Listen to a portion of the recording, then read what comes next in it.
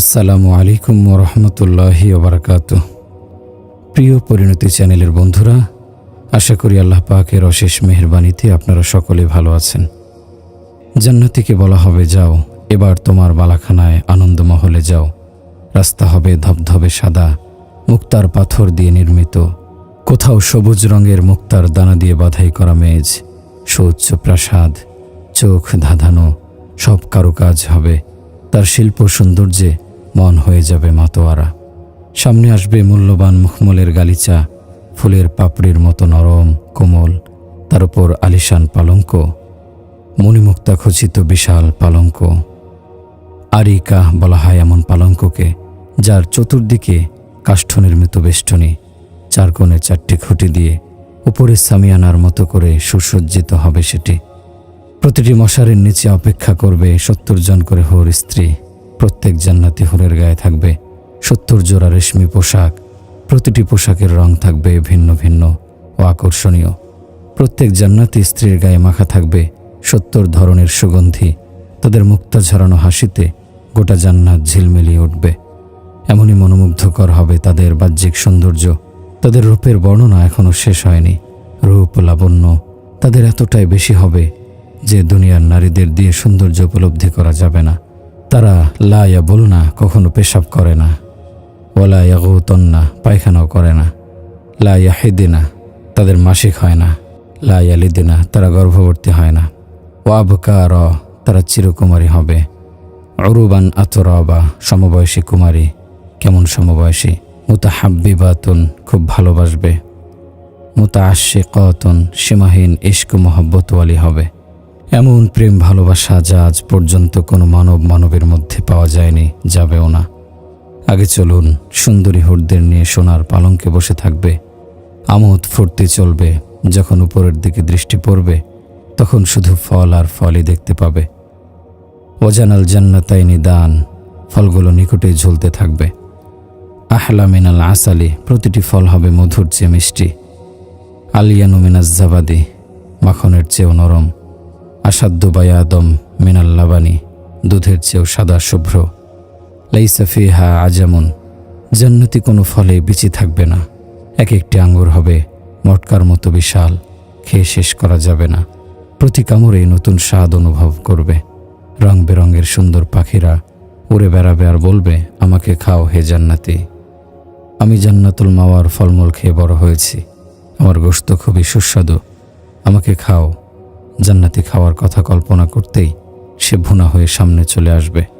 খাওয়ার পর একটি ঢেকুর তোলার সঙ্গে সঙ্গে তা হজম হয়ে যাবে। আরও কত কি নিয়ামত সেখানে প্রস্তুত হয়ে আছে।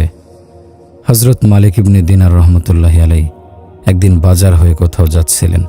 বাজারে একটি সুন্দরী দাসী দেখলেন, সঙ্গে তার খাদেমরাও রয়েছে।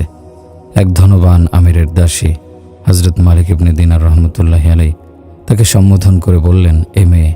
সে বলল, কি দাদা ভাই? মালিক রহমতুল্লাহি আলাইহি বললেন, আমি তোমাকে কিনতে চাই। সেকালে বড় বড় আমিরজাদারা নিজেদের অভিলাষ পূরণ করার জন্য লাখ লাখ দিনার খরচ করে সুন্দরী দাসী কিনত। এখানে সেরকমেরই কিছু একটার প্রদর্শনী হচ্ছিল। দাসী হাসতে হাসতে বলল, তোমার মতো ফকির আমাকে কিনবে? মালিক রহমতুল্লাহি আলাইহি বললেন, হ্যাঁ, আমি কিনতে চাই। দাসী তার খাদেমদের বলল, এই বুড়ো মেয়েকে ধরো, তাকে আমি আমিরের কাছে নিয়ে যাব।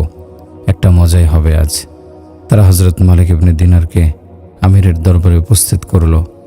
আমিরের সামনে গিয়ে কৌতুকভাবে দাসী বলল, মহান আমির, আজ একটা মজার ব্যাপার ঘটেছে। এই বলে সে খিলখিল করে হেসে উঠল। আমির বলল, কি ঘটেছে? মুখে দুষ্ট হাসি মেখে দাসী বলল, এই বুড়ো মেয়ে বলছে আমি তোমাকে কিনতে চাই। আমির হাসি থামিয়ে বলল, বুড়ো মেয়ে, সত্যিই কি আপনি তাকে কিনতে চান? মালিক রহমতুল্লাহি আলাইহি বললেন, হ্যাঁ, সত্যিই তাকে কিনতে চাই। আমির বললেন, কত দিনার দেবে? মালিক রহমতুল্লাহি আলাইহি বললেন, এমনই তো, এর তেমন কোনো মূল্য নেই। তারপরও খেজুরের 2টি বিচি দিতে পারি, এমন বিচি যেগুলো চুষে ফেলে দেওয়া হয়েছে। হজরত মালিক ইবনে দিনার রহমতুল্লাহি আলাইহির উত্তর শুনে পুরো মজলিস আরেকবারের মতো অট্ট হাসিতে ফেটে পড়ল। আমিরও খুব হেসে কুটে বললেন, কি বলছেন আপনি? মালিক রহমতুল্লাহি আলাইহি বললেন, ঠিকই বলছি, অনেক ত্রুটি আছে তার মধ্যে। আমির বললেন, কি কি ত্রুটি আছে তার মধ্যে? মালিক রহমতুল্লাহি আলাইহি বললেন, এর গায়ে যদি সুগন্ধি না মাখে তাহলে ঘামের দুর্গন্ধে তার পাশে দাঁড়ানো যাবে না। প্রতিদিন যদি দাঁত পরিষ্কার না করে তাহলে মুখের দুর্গন্ধে কাছে ঘেঁষে যাবে না।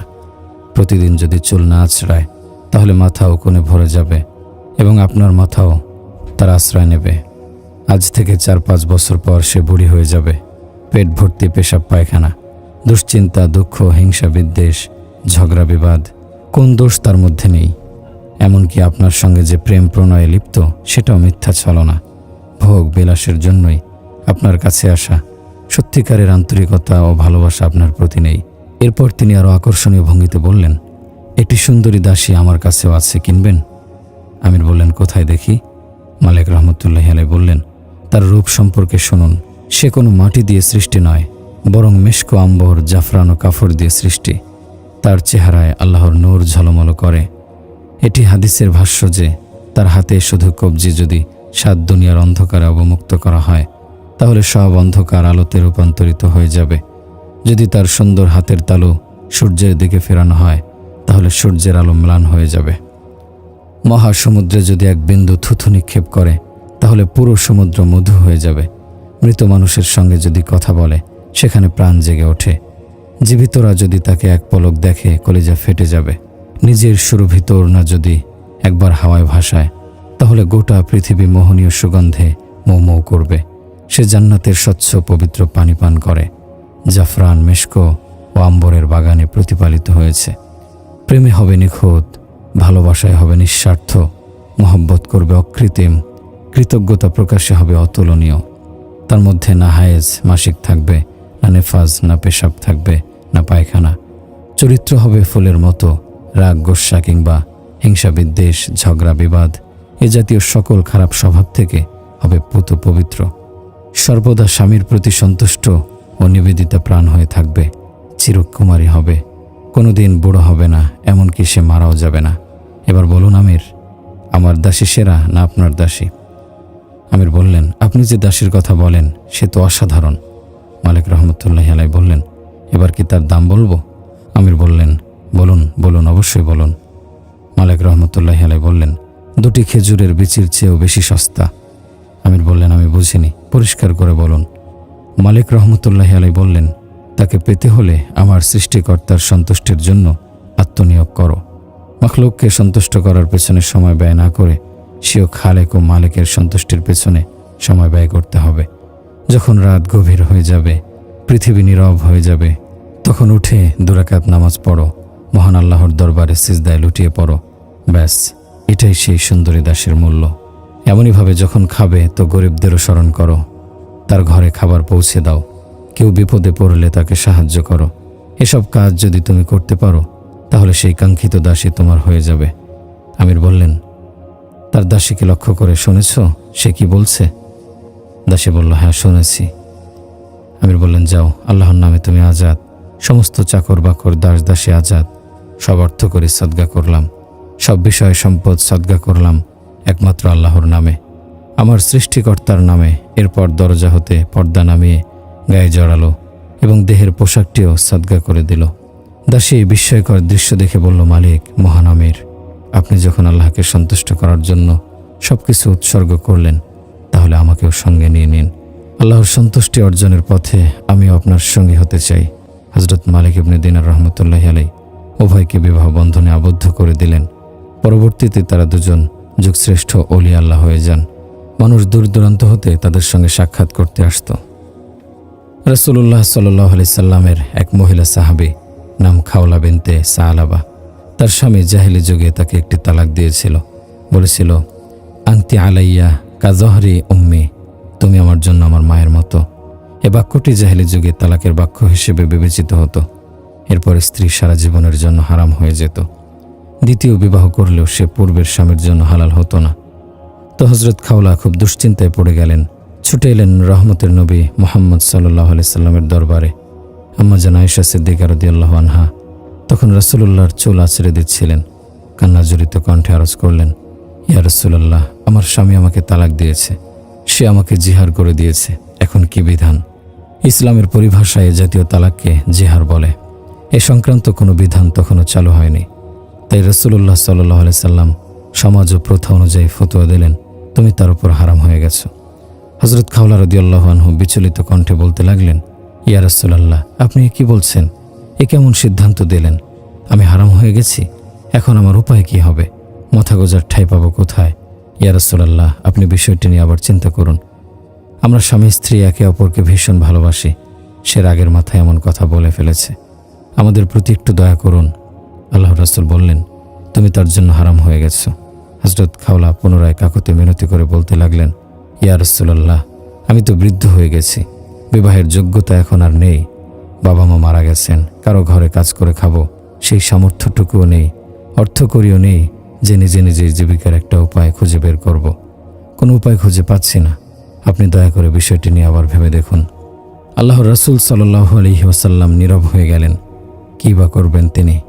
সব কিছুই তো আল্লাহর হাতে, কোনো ওহীও আসছে না। সমাজের প্রথা অনুযায়ী সমাধান এটাই, এদিকে বৃদ্ধাও মানছে না। কি করবেন তিনি? তাই তিনি নীরব হয়ে গেলেন। হযরত খাওলা যখন দেখলেন রাসূলুল্লাহ নীরব হয়ে গেছেন, কিছুই বলছেন না, তিনি বুঝতে পারলেন যে রাসূলুল্লাহ সাল্লাল্লাহু আলাইহি সাল্লাম ওহীর অপেক্ষায় আছেন। বললেন, ঠিক আছে, আপনি যখন কিছুই বলবেন না, তাহলে আমার দুঃখের কথা আল্লাহর নিকট বলবো। আমি আপনার রবকে বলছি। সেখানে আল্লাহর রাসূলের সামনে বসেই এভাবে দুহাত তুলে আসমানের দিকে তাকিয়ে বললেন, হে আল্লাহ, আমার ফরিয়াদ শুনুন, আপনার নবী তো শুনেও শুনছেন না। ইন্নালি ওয়াসিয়াতি সিগরা, দেখুন আমার ঘরে কচি কচি শিশুরা রয়েছে। ইং দমমতুহুম ইলাইয়া ফাজাউ, যদি আমার কাছে রাখি তাহলে রুটি খাওয়াবো কোত্থেকে? ইং দমমতুহুম ইলাইহি দাউ, যদি পিতার কাছে থাকে তাহলে তরবিয়ত কে করবে, লালন পালন কে করবে? এ কাজ তো মা করে। হে আল্লাহ, একটা কিছু ফয়সালা করুন, আমার পক্ষে ফয়সালা, আমার বিপক্ষে যেন না হয়। হে আল্লাহ, দয়া করুন, রহম করুন, করুণা করুন। চিন্তা করুন কি সাহস মহিলার! আল্লাহকে বলছেন নিজের শরীয়তের ফয়সালা এখনই নাজিল করুন এবং আমার পক্ষে নাজিল করুন, আমার বিপক্ষে নয়। আহা, কি চমৎকার আস্থা ও বিশ্বাস! এমনই একটা সময় ছিল মুসলমানদের। হৃদয় কাঁদত, দৃষ্টি উঠে যেত আসমানের দিকে, অস্ফুট স্বরে ফরিয়াদ হতো, আল্লাহর দরবারে মিনতি চলত। মুহূর্তের ব্যবধানে আল্লাহর পুরো গায়েবে নিজাম, অদৃশ্য শক্তি নড়ে চড়ে উঠত। চোখের পানি শুকানোর পূর্বেই মনের ইচ্ছা পূরণ হয়ে যেত। আরশের সঙ্গে হৃদয়ের সম্পর্ক এমনই নিবিড় ছিল। এখন তো আর সেই হৃদয় নেই, নেই তেমন উত্তাপ। আমরা জালেম হয়ে গেছি, আমাদের পাপ বেড়ে গেছে, তাই সব কিছু আমাদের থেকে মুখ ফিরিয়ে নিয়েছে। একটা পঙ্গুক্তি মনে পড়ে, এক সময় তার সাথে আমাদেরও গভীর বন্ধন ছিল, ছিল হৃদ্যতা। বহুদিন হলো ভুলে গেছি তাকে ও তার সেই অনুপম হৃদ্যতাকেও। আমরা তো আসলে আমাদের রবকেই ভুলে গেছি। বড়ই পরিতাপের কথা এটি, দুঃখের কথা। হযরত আয়েশা সিদ্দিকা রাদিয়াল্লাহু আনহা বলেন, খাওলা আমার সামনে বসে কেঁদে কেঁদে ফরিয়াদ করছিল। তার কান্না দেখে আমিও চোখের পানি ধরে রাখতে পারিনি।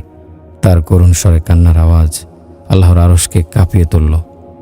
মুহূর্তের মধ্যে আরশের দরজা খুলে গেল। রাসূলুল্লাহ সাল্লাল্লাহু আলাইহি সাল্লামের ওপর ওহী অবতীর্ণ হলো। ওহী অবতীর্ণ হওয়ার সময় তার চেহারা পরিবর্তন হয়ে যেত। হযরত আয়েশা রাদিয়াল্লাহু আনহা ধমকে উঠলেন, খাওলা দেখো, ওহী অবতীর্ণ হচ্ছে, কান্না বন্ধ করো। হযরত খাওলা দেখলেন ওহী অবতীর্ণ হচ্ছে, তখন তার কান্না আরো বেড়ে গেল। অঝরে কাঁদতে লাগলেন, জানা নেই ওহী আমার পক্ষে অবতীর্ণ হচ্ছে না বিপক্ষে। আল্লাহ তো কারো হুকুমের গোলাম নন, তিনি যা ইচ্ছা তাই করবেন। কান্না আরো বেড়ে গেল, সেই সাথে উদ্বেগ, উৎকণ্ঠাও। এ যেন গলাকাটা মুরগির ছটফট দৃশ্য। কিছুক্ষণ পর রাসূলুল্লাহ সাল্লাল্লাহু আলাইহি সাল্লাম চোখ খুললেন, কপাল ও মুখ থেকে ঘাম মুছে বললেন, সুসংবাদ খাওলা, তোমার জন্য সুসংবাদ। আল্লাহ তাআলা তোমার পক্ষে ফয়সালা ঘোষণা করেছেন। নবীর ফতোয়ার খেলাফ, নবীর ফয়সালার বিপক্ষে এক অসাধারণ বৃদ্ধ উম্মতির পক্ষে ফয়সালা এসেছে। সরাসরি আরশে আজিম থেকে, একদম মুহূর্তের মধ্যে নগদে। সুবহানাল্লাহ। আমাদের নবীজির এটাও একটা বৈশিষ্ট্য যে তিনি উম্মতের অন্তরের ওপর এমন মেহনত করেছেন, তাদেরকে এমন তারবিয়াত ও দীক্ষা দিয়েছেন যে সেই উম্মতের একজন বৃদ্ধা মহিলার ফরিয়াদেও আরশে আজিম হতে ওহী নাজিল হয়ে যায়। আল্লাহ তাআলা একজন জান্নাতীকে দুনিয়ার চেয়ে 10 গুণ বড় জান্নাত দান করবেন। সে জান্নাতে প্রবেশ করবে, তাকে স্বাগতম জানাবে তার 80,000 গোলাম। এদের কাউকে বেতন দিতে হবে না, সব খরচ এখন আল্লাহর দায়িত্বে। প্রধান ফটক দিয়ে প্রবেশ করবে, ভেতরের দৃশ্য দেখে চোখ ধাঁধিয়ে যাবে। কি সুন্দর সেই দৃশ্য! সরাসরি ফুলের গাছ, রং বেরঙের ফুলের সমাহার। জান্নাতি পাখিরা মধুর সুর তুলে তার নামে প্রশংসাসূচক গজল গাইবে। কিচিরমিচির শব্দ নয়, সরাসরি সঙ্গীত। রাস্তার পাশে দাঁড়িয়ে থাকবে রকমারি ফলের গাছ, ফুল ও ফলের মন মাতানো সুবাস আর পাখিদের মায়াবী সুরে বিমুগ্ধ হয়ে যাবে জান্নাতি। গাছের ছায়ায় কারুকার্য খচিত সোনার সিংহাসন পাতা থাকবে, তাকে সেখানে বসানো হবে। এরপর ৮০,০০০ খাদেম প্রত্যেকেই খাবার ও পানীয় নিয়ে উপস্থিত থাকবে। প্রত্যেক খাবারের রং ভিন্ন, স্বাদ ভিন্ন, সুরাহির পাত্রও ভিন্ন, মজাও ভিন্ন। জান্নাতি খেতে থাকবে, পান করতে থাকবে, কোনো ক্লান্তি আসবে না, পেটও ভরবে না, আতো ফাটবে না, না দাঁত ব্যথা হবে, না চোয়াল, না চোখের ক্ষুধা মিটবে, না মুখের। আল্লাহ তাআলার গায়েবী নিজাম তার খেদমতে সক্রিয় থাকবে। প্রতিটি লোকমার স্বাদ ক্রমে বৃদ্ধি পেতে থাকবে, প্রতি ঢোক শরবতের মজাও বেড়েই চলবে। ঠিক দুনিয়ার উল্টো, দুনিয়াতে তো প্রথম লোকমা খুব সুস্বাদু লাগে, দ্বিতীয় লোকমা তার চেয়ে কম, তৃতীয় লোকমা আরও কম। এভাবে স্বাদ কমতে কমতে শেষ পর্যন্ত দেখতেই ক্ষুধা মিটে যায়। কিন্তু জান্নাতের বিপরীত ঘটনা ঘটবে। প্রতি ঢোক শরবতের স্বাদ পূর্বের চেয়ে বেড়ে যাবে, প্রতিটি লোকমা পূর্বের লোকমার চেয়ে সুস্বাদু লাগবে। এদিকে আল্লাহ তাআলা হজম শক্তি এতটাই বাড়িয়ে দেবেন যে যতই খাবার খাক, যতই পান করুক, পেট ক্লান্ত হবে না, কোনো ধরনের বদহজম হবে না, পেটে না গ্যাস হবে, না পেশাব, না পায়খানা। একটি ঢেকুর তুলবে, অমনি সব হজম হয়ে যাবে। পানাহারের পর্ব শেষ হলে খাদেম বলবে, উতরুকুহু আহলা, যাও এবার তাকে তার পরিজনের নিকট নিয়ে যাও। তারা তাকে একটি ফটকের সামনে নিয়ে যাবে। একটি পর্দা সরে গেলে দেখতে পাবে ভিন্ন একটা জগৎ, আগের জান্নাতের চেয়ে আরও সুন্দর ও দৃষ্টিনন্দন জান্নাত। ভেতরে প্রবেশ করতেই পর্দা আপনা আপনি বন্ধ হয়ে যাবে। একটু সামনে এগোলেই চোখে পড়বে আলিশান এক সোনার পালঙ্ক, তাতে বসে আছে এক সুন্দরী হোর। অবর্ণনীয় রূপ হবে তার, পরনে থাকবে ৭০ জোড়া পোশাক, প্রত্যেক জোড়ার রং হবে ভিন্ন। মন মাতানো সুবাসে পুরো কামরা মৌ মৌ করবে। ৭০ জোড়া কাপড়ের ভেতর থেকেও তার লাবণ্যময় দেহ ঝলমল করবে। চেহারায় এত আকর্ষণ থাকবে যে তার মুক্তা ঝরা হাসির দিকে তাকিয়ে ৪০ বছর পার করে দেবে। এক অপূর্ব মুগ্ধতা তাকে আচ্ছন্ন করে রাখবে। হোর স্ত্রী তার মোহ ভেঙে বলবে, কি হলো হে আল্লাহর বন্ধু, শুধু কি মুগ্ধ হয়ে তাকিয়েই থাকবেন, কাছে আসবেন না? জান্নাতি বলবে, এ আমি কোথায় এসেছি, তুমি কে? হোর বলবে, আমি আপনার স্ত্রী। জান্নাতি হুরদের মালেকা, যাদেরকে আল্লাহ তাআলা আপনার চোখের শীতলতার জন্য সৃষ্টি করে গোপন করে রেখেছেন। একবার ঈদের সময় হযরত ওমর ইবনে আব্দুল আজিজ রহমতুল্লাহি আলাইহির ছেলে মায়ের গলা জড়িয়ে বলল, মা, আমাকে নতুন জামা কিনে দাও। তার 12 জন সন্তান ছিল। হযরত ওমর ইবনে আব্দুল আজিজ রহমতুল্লাহি আলাইহি যখন ঘরে এলেন, স্ত্রী বলল, শুনছেন, ছেলেরা নতুন জামা চাইছে, সামনে ঈদ। ওমর ইবনে আব্দুল আজিজ রহমতুল্লাহি আলাইহি বললেন, কিন্তু আমার কাছে তো কোনো পয়সা নেই। অথচ হযরত ওমর ইবনে আব্দুল আজিজ রহমতুল্লাহি আলাইহি তখনকার খেলাফতের সিংহাসনের মালিক। তিনি উপমহাদেশের সমস্ত জাকাতের সম্পদ তার হাতে। কাশগড় হতে ইস্তাম্বুল, সেনেগাল পর্যন্ত বিস্তৃত অঞ্চলে তারই খেলাফতের ঝান্ডা পথ করে উঠছে। এ তারই কথা, কি বলছে? আমার কাছে তো পয়সা নেই, নতুন জামা কোত্থেকে আনব? স্ত্রী বললেন, আচ্ছা, এমন করলে কেমন হয়? আমরা 1 মাসের বেতন অগ্রিম নিয়ে নেব, তা দিয়ে বাচ্চাদের জন্য নতুন জামা সেলাই করে নেব, আর রুটি রুজির জন্য আমি কারো ঘরে দিন মজুরির কাজ করব। পারিশ্রমিক যা হবে তাতে আমাদের মোটামুটি দিন পার হয়ে যাবে। অথচ এই মহিয়সী নারী ছিলেন একজন শাহজাদি, ফাতেমা বিনতে আব্দুল মালিক, উমাইয়া খানদানের অন্যতম শাহজাদি। তার দাদা বাবা থেকে শুরু করে ভাই ভাতিজারা প্রায় 7 প্রজন্ম পর্যন্ত সবাই বাদশা ছিলেন। এমন প্রভাবশালী নারীর দৃষ্টান্ত ইতিহাসে খুব কমই পাওয়া যায়। সেই শাহজাদির মুখে উচ্চারিত হচ্ছে, রুটি রুজির জন্য আমি কারো ঘরে দিন মজুরির কাজ করব। আর স্বামী হযরত ওমর ইবনে আব্দুল আজিজ রহমতুল্লাহি আলাইহির গল্প শুনুন। তিনি খলিফা হওয়ার পূর্বে যখন প্রাদেশিক গভর্নর ছিলেন, তখন শত শত উটের ওপর বোঝাই করে তার জন্য পোশাক আমদানি করা হতো।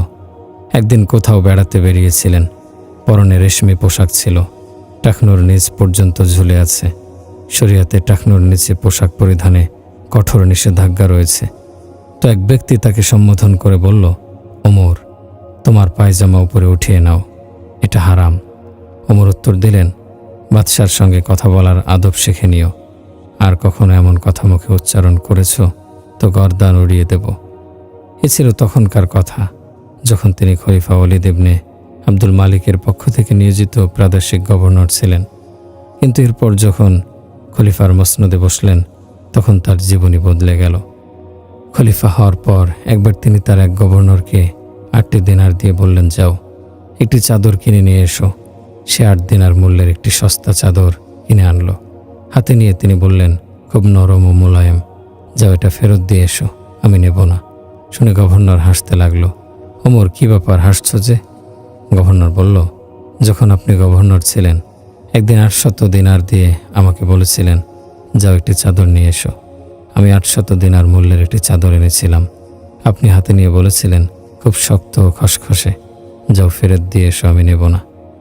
আজ 8 দিনার মূল্যের চাদর আপনার কাছে নরম মনে হচ্ছে। যাই হোক, স্বামী স্ত্রীতে কথা হচ্ছিল। আপনি 1 মাসের বেতন অগ্রিম নিয়ে নিন, বাকিটা আমি কারো ঘরে দিনমজুরির কাজ করে টেনে নেব। হযরত ওমর ইবনে আব্দুল আজিজ রহমতুল্লাহি আলাইহি তার কোষাধ্যক্ষকে ডাকলেন, বললেন, ভাই, আমার বাচ্চাদের জন্য জামা সেলাই করতে হবে, আমাকে 1 মাসের বেতনটি অগ্রিম দিয়ে দাও। কোষাধ্যক্ষ বললেন, আপনি আমাকে আগামী 1 মাস বেঁচে থাকার জামানত দিয়ে দিন, আমি আপনার বেতন অগ্রিম দিয়ে দিচ্ছি। খলিফা ওমর বললেন, ভাই, 1 মাস তো দূরের কথা, আমি তো 1 দিনেরও জামানত দিতে পারবো না, কে জানে কখন মৃত্যু এসে যায়। খলিফা ঘরে ফিরে এলেন। বিষণ্ণ মন স্ত্রী ফাতেমাকে বললেন, ছেলেদের বলে দাও তাদের পিতা তাদের জন্য কাপড়ের ব্যবস্থা করতে পারেনি। যতদিন তিনি খলিফা ছিলেন, প্রায় 2 বছর 2 মাস এভাবেই বহু কষ্টে দিনাতিপাত করেছেন। ফলাফল কি হলো জানেন? স্ত্রীকে ডেকে বললেন, শোনো, আমি আব্দুল মালিককে কবরে রেখেছিলাম। দেখেছি কেবলার দিক থেকে তার চেহারা ঘুরে গিয়েছিল এবং রং হয়েছিল কালো কুৎসিত।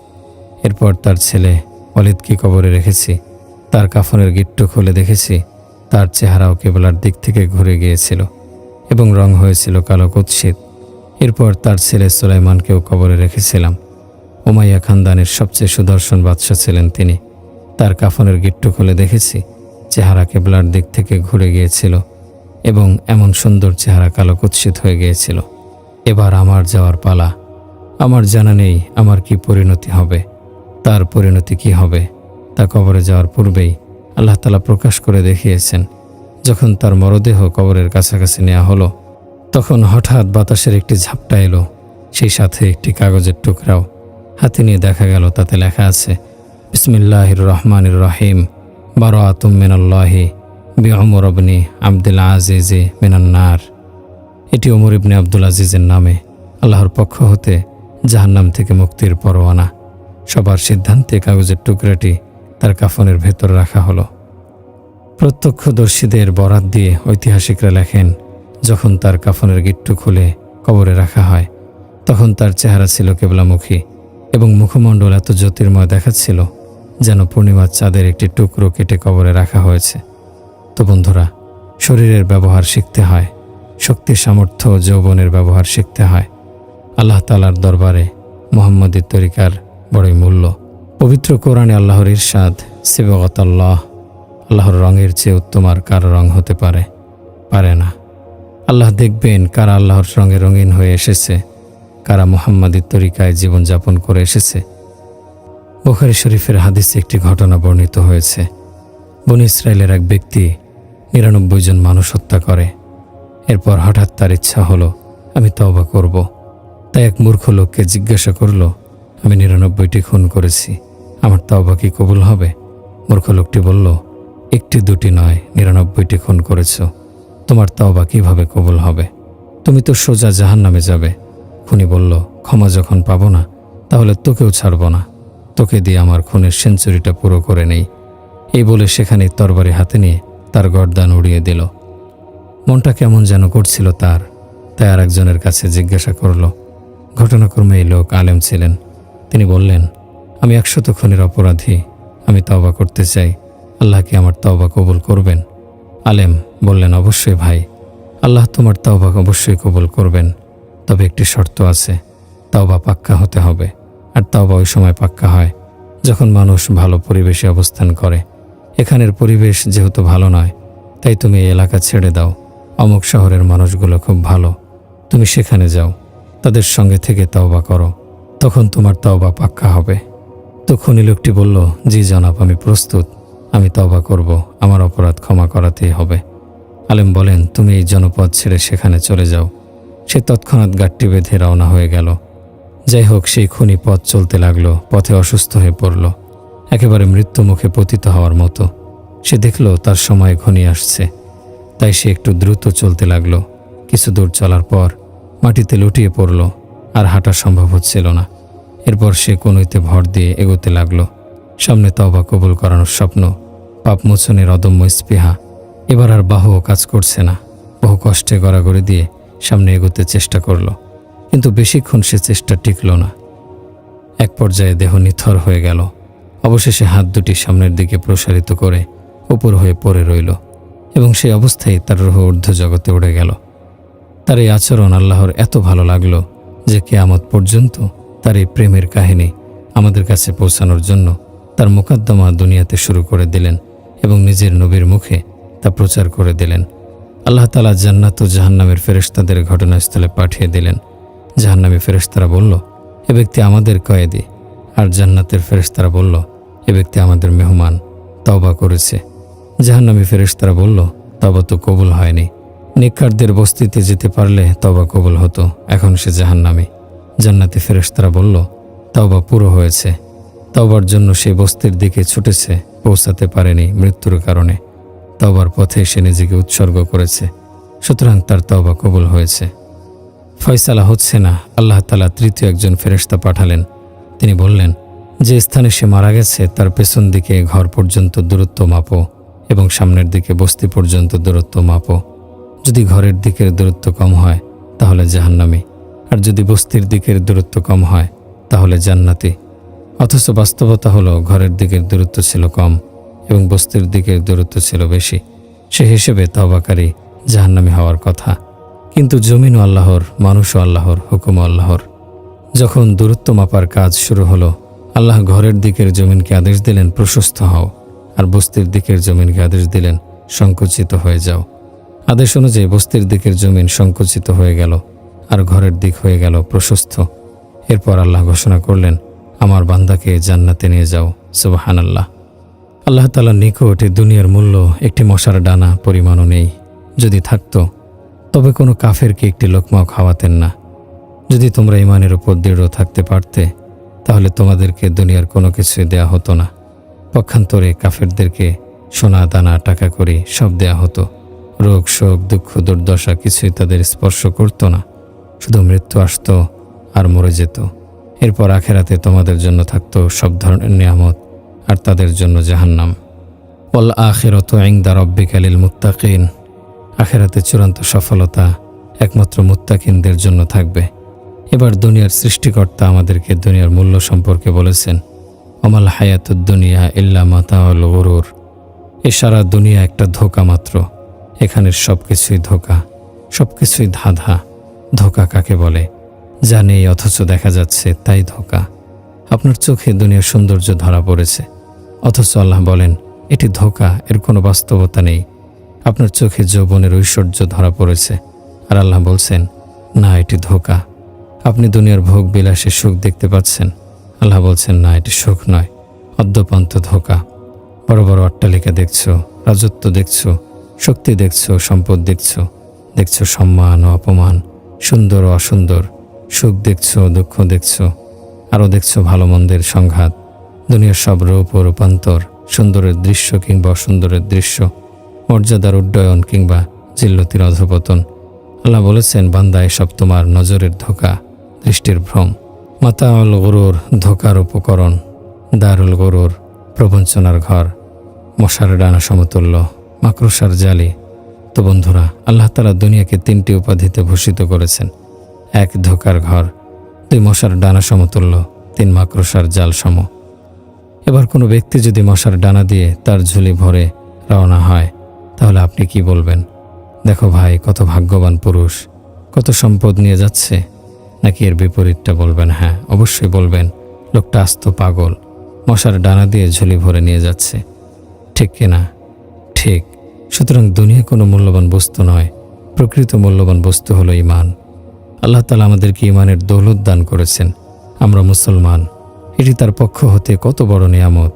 সমগ্র পৃথিবীর কাফেররা কেবলমাত্র মুসলমানদের কারণে বেঁচে আছে। সমস্ত ইহুদি, খ্রিস্টান, পৌত্তলিক মূর্তি পূজারীরা শুধু মুসলমানদের কারণে রিজিক পাচ্ছে। মুসলমান থাকবে না তো পৃথিবীও থাকবে না। লা তাকুমুস সাআতু হাত্তা ইয়াকালা আলা ওয়াজহিল আরদি আল্লাহু আল্লাহ। যতক্ষণ পর্যন্ত জমিনের বুকে একজন আল্লাহ আল্লাহ বলনেওয়ালা মুসলমান জীবিত থাকবে, ততক্ষণ পর্যন্ত কিয়ামত সংঘটিত হবে না। হযরত ওমর ইবনুল খাত্তাব রাদিয়াল্লাহু আনহু ছিলেন এমন অসাধারণ ব্যক্তিত্ব, যার দূরদর্শী শাসনামলে 22,52,000 বর্গমাইল পর্যন্ত ইসলামী খেলাফত বিস্তার লাভ করেছিল। তিনি সেই ব্যক্তি যার ব্যাপারে রাসূলুল্লাহ সাল্লাল্লাহু আলাইহি সাল্লাম ইরশাদ করেছেন, ওমর যে পথ ধরে চলে শয়তান সে পথ ছেড়ে অন্য পথে চলে। তার সম্পর্কে আরাফার ময়দানে 1,000,000 লাখ সাহাবীর সামনে তিনি আরও ইরশাদ করেন, আল্লাহ তাআলা আমার সাহাবীদের নিয়ে গর্ব করেছেন, বিশেষ করে ওমর ইবনে খাত্তাবকে নিয়ে। কি মহান মর্যাদা তার, যার ব্যাপারে স্বয়ং আল্লাহ তাআলা গর্ববোধ করেন। তার সম্পর্কে নবীজি আরও বলেন, আমার পর যদি কেউ নবী হতো তবে সে হতো ওমর। আমার 2 উজির আসমানে থাকে, 2 উজির জমিনে। জিবরাইল ও মিকাইল আমার আসমানের উজির, আর আবু বকর ও ওমর আমার জমিনের উজির। একবার রাসূলুল্লাহ সাল্লাল্লাহু আলাইহি সাল্লাম হযরত আবু বকরের এক হাত এবং হযরত ওমরের এক হাত ধরে বললেন, কিয়ামতের দিন আমি এবং আবু বকর ও ওমর এভাবে উঠব। এই বলে একজনকে ডানে এবং অপরজনকে বামে রাখলেন। হযরত ওমর রাদিয়াল্লাহু আনহু সম্পর্কে কতগুলো হাদিস শুনিয়ে দিলাম।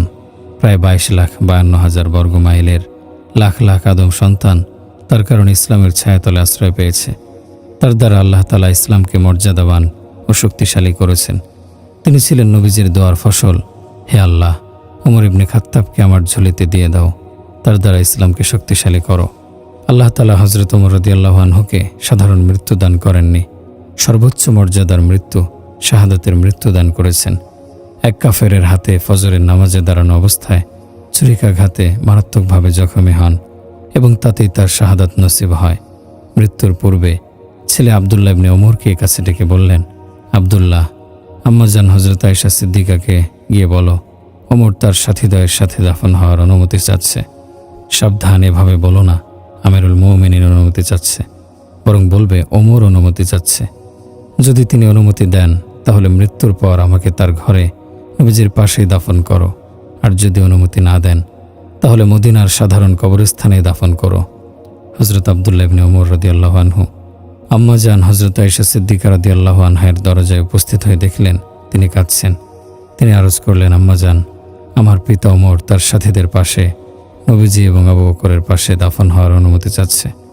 হযরত আয়েশা সিদ্দিকা রাদিয়াল্লাহু আনহা বলে উঠলেন, এই স্থান তো আমি নিজের জন্য রেখেছিলাম, তবে ওমর যদি চান তাহলে তাকে আমি নিজের ওপর প্রাধান্য দেব। যাও, আমি অনুমতি দিলাম। এ ছিল হযরত ওমরের জন্য অনেক বড় সুসংবাদ, অনেক মর্যাদার বিষয়। হযরত আব্দুল্লাহ ইবনে ওমর রাদিয়াল্লাহু আনহু ফিরে এসে বললেন, আব্বাজান, মোবারক হোক, অনুমতি হয়ে গেছে। চিরদিনের জন্য সঙ্গ পেয়ে গেছেন। দুনিয়াতেও সঙ্গী ছিলেন, আখিরাতেও সঙ্গী হয়ে গেলেন। হযরত ওমর রাদিয়াল্লাহু আনহু বললেন, না না আব্দুল্লাহ, হতে পারে তিনি লজ্জায় অনুমতি দিয়েছেন, তাই আমার মৃত্যুর পর জানাজা নিয়ে পুনরায় একবার অনুমতি চেয়ে নিও। তখন যদি অনুমতি দেন তাহলে ভেতরে নিয়ে দাফন করো। এ পর্যন্ত তো তার অনেক বৈশিষ্ট্য মর্যাদার কথা শুনলেন। এত সব গুণ ও সম্মানের অধিকারী হয়েও মৃত্যুর সময় তার অভিব্যক্তি শুনুন, বুক ফেটে কান্না আসবে। অন্তিম মুহূর্তে তার ছেলে আব্দুল্লাহর কোলে মাথা রেখে বললেন, বেটা, আমার মাথাটি মাটির ওপর রাখো। তিনি তার মাথাটি সযত্নে মাটির উপর রাখলেন। তিনি তার গাল মোবারক মাটির সঙ্গে ঘষতে লাগলেন আর অস্ফুট স্বরে বলতে লাগলেন, ওয়াইলাকা ইয়া উমারু ইনলাম ইয়াগফির লাকা রব্বুকা। হে ওমর, তুই ধ্বংস হয়ে গেলি যদি তোর রব তোকে ক্ষমা না করেন। এ বাক্যগুলো তিনি বারবার উচ্চারণ করতে লাগলেন। চিন্তা করুন, এমন মহান সাহাবী যার জন্য জান্নাত সাজানো হয়েছে, যাকে ফেরেশতারা স্বাগতম জানাবেন, তিনি বলছেন, আমি ধ্বংস হয়ে গেলাম যদি আমার আল্লাহ আমাকে ক্ষমা না করেন। তাহলে আমাদের কি উপায় হবে? হযরত সুহাইব রাদিয়াল্লাহু আনহু জানাজা পড়ালেন। জানাজার খাট নিয়ে যাওয়া হলো।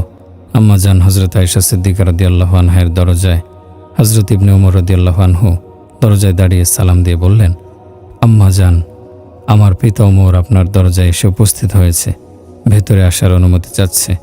হযরত আয়েশা পর্দার আড়াল থেকে বললেন, মারহাবা হে ওমর, আপনাকে স্বাগতম। ওমরের জন্য পথ খোলা। এরপর অন্য ঘরে সরে গেলেন যেন সহজেই কবর খোঁড়া যায়।